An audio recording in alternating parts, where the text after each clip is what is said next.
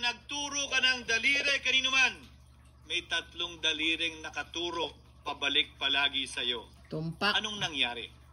Hindi ba't biglang may lumabas na ulat ng PCAJ na ang dami naman palang opisyal, hindi lang senador, mas mataas pa ang tumanggap din ng ganung uri ng kontribusyon noong 2022 elections?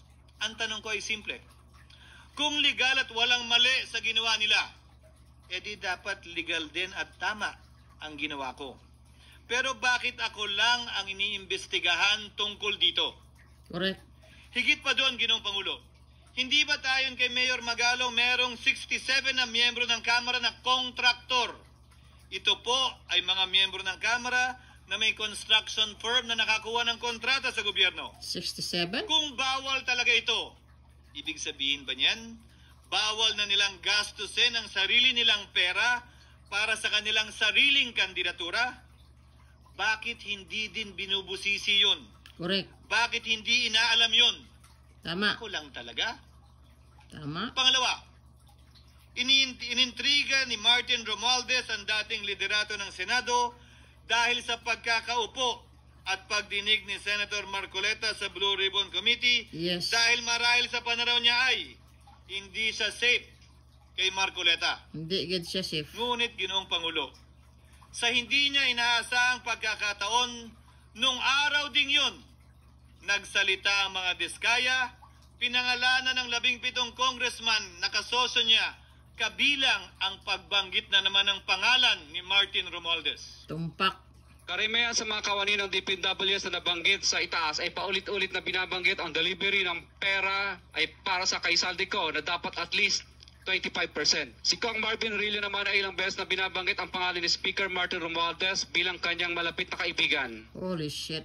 Isa na naman po itong patunay, Ginoong Pangulo.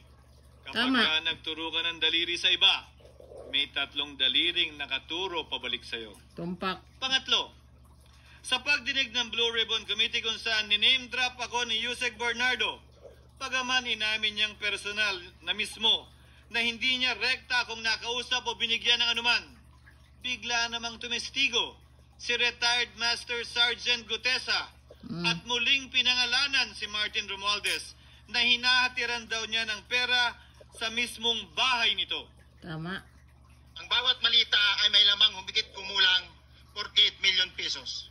Shit. Kalimitang dinadala sa bahay ni Congressman Saldico, ibababa lamang namin ay 35 maleta para i-deliver sa bahay ni House Speaker Martin Romualdez. Imagine, kadako sa kwarta, Sa pagturo sa akin, nakawat lang sa mga ayan na potrages. may tatlong daliring nakaturo palagi pabalik sa kanya tuwing ginagawa niya yan. Ulitin ko po for the record, Ginoong Pangulo, ang sinabi ni retired Master Sergeant Gutesa. 35 maleta ng pera na naglalaman na mahigit kumulang 48 milyong piso bawat isa o kulang-kulang 1.7 billion pesos sa isang delivery. Grabe. Ay di umano hinatid niya sa iba't ibang bahay, sa iba't ibang pagkakataon ni Martin Romualdez. Subalit, sa kabila ng lahat ng ito, hindi ba nakapagtataka? Bakit hindi sinasama si Martin Romualdez sa anumang investigasyon? Correct. Mga DOJ dulol. man, NBI man, AMLAC man. Tama. No ako po ay pinuntahan. No ako po ay dumalo sa imbitasyon ng ICI bilang resource person. Binanggit ko at tinanong ko din ito sa kanila. Ganito ba katindi ang kapangyarihang hawak ni Martin Romualdez?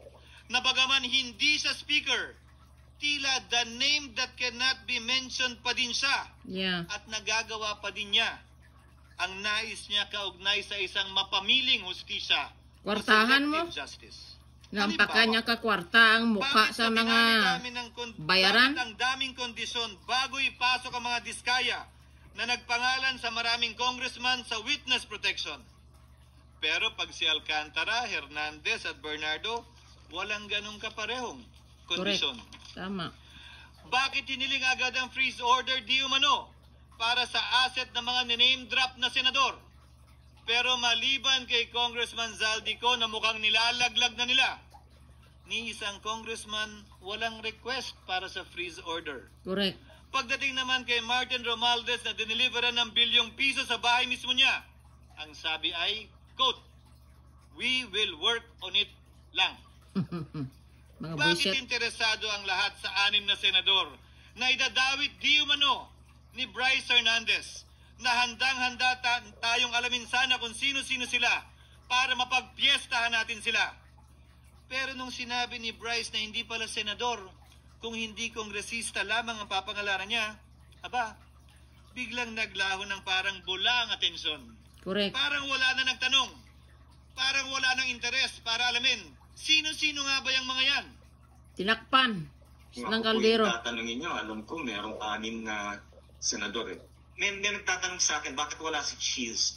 And my answer to that is, I'm almost sure, though probably hindi ma-mention si Cheese, simply because walang insertion doon.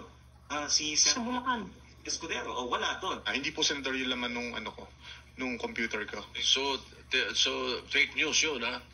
May 6 na senador na nunumbrahan mo daw. Mga congressman yung nasa computer mo. Yes, yung nasa computer ko po, congressman po. Okay, thank you. So, klaro yun. For all Canadian Union